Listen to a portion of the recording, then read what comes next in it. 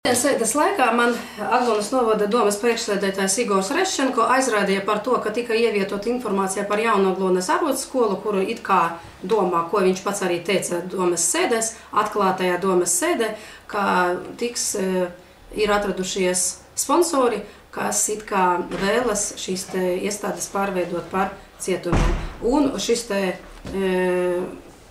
šodien iedeva dokumentu, uz kā tad pamatojuma tika šādas baumas vai informācijas sniegta.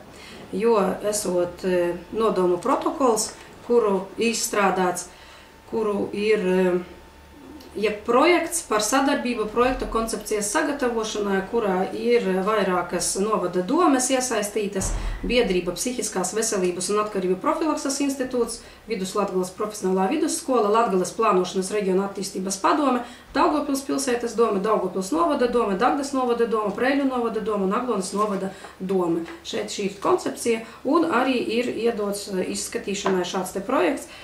Publiskot es viņu nevaru, tas ir likumā pārkāpums, bet mazliet tātad, ko tad es iepazinos.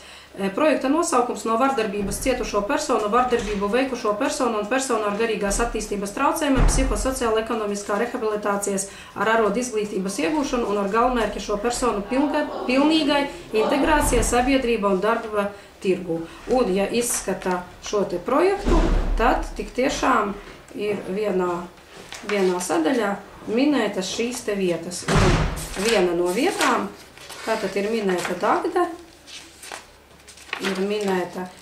ir minēti Višķi, ir minēta Dagda, ir minēta Jaunaglona un minēti Preiļi. Un šis būtu psihosociāla ekonomiskās rehabilitācijas centra izveidošanas vieta. Priekšsēdētāja kungam cietums asociējas ar šādu rehabilitācijas centru.